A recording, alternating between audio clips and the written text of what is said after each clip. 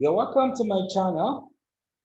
I want to look at domain 4 of the CISA certification. We want to have an overview, information systems operations, and business resilience. So this aspect of the CISA examination is actually focusing on the data center operations going on in the data center and resilience of the business. We can all see what the pandemic did globally, shutting down businesses, and that was a big problem. A lot of businesses that were closed down up to today, some of them have not been able to resume operation because they were not ready. And that is basically why we have the part B of domain 4. So we have two parts in domain 4. We have part A, information systems operations. Then we have part B, which is business resilience. So in part A, we are expected to be familiar with common technology components, right? What is a server? What is a database? What is a firewall? What is a local area network? Okay, basic computer components. So we are supposed to be familiar with all those. Okay, IT asset management, starting from acquisition, your business case for the IT asset being approved before it is purchased, and even after it has been purchased, we have to be able to track it, the use to which it is put, the storage, the maintenance, then finally the disposal. All right, job scheduling and production process automation. We have what we call light out operation when the system, the operations are fully automated. That's what is called light out operations. System we need to have knowledge of system interfaces. So knowledge of APIs are very relevant. End user computing, where you have end users now also being involved in programming activities. So it has plus, it has its own disadvantages also. Data governance in the organization. So we need to be able to do data classification.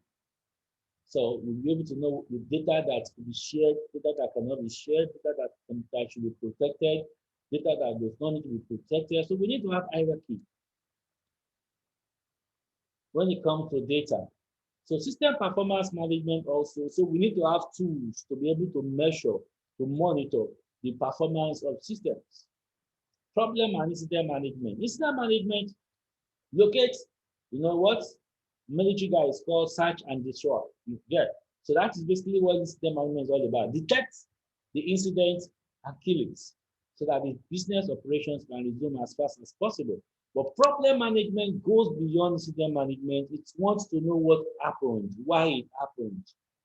That's root cause analysis, the Ishikawa diagram, fishbone diagram, known error database.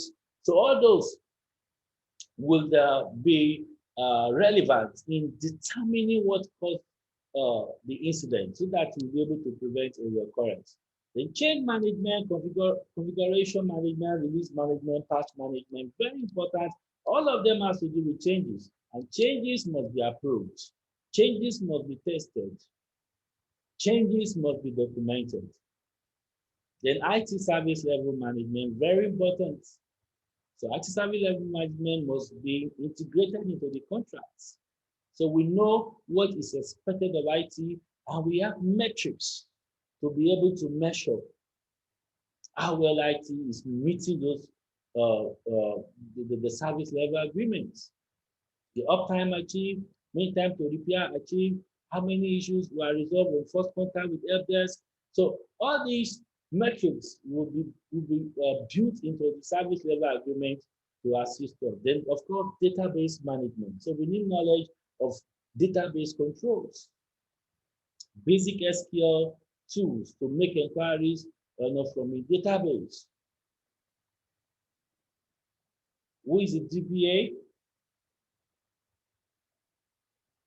How does databases, how do they run? So we need knowledge of primary key, knowledge of secondary keys, knowledge of foreign keys.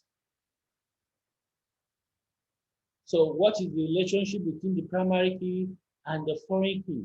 So because the relationship matters, so that we'll be able to have integrity of the database. Database optimization strategies. So all these knowledge are required, normalization, denormalization.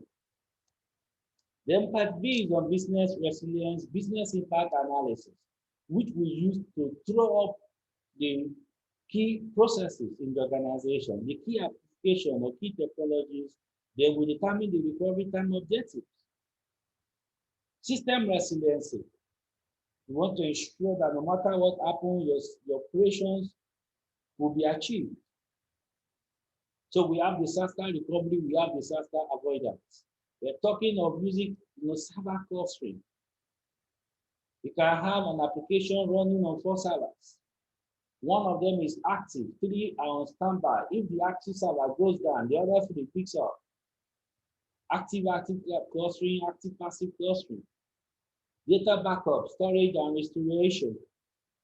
So the RPO, the recovery point objective, determining the frequency of backup, determining the technology of backup.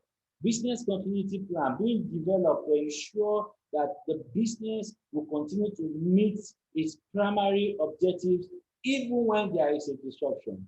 The disaster recovery plan, which is a plan focusing on recovery of technology, your applications, your servers, your databases, your networks, your platforms. If anything happens to them, how do we recover them back within the recovery time objective of those technologies? That is what disaster recovery plan is all about. So these are the knowledge points or knowledge areas that ISACA expects us to have in preparing for Domain 4 of the CISA examination. So you can contact me on the phone number that is displayed if you need a private or group CISA training. So please subscribe to my channel for more educative videos. Thank you.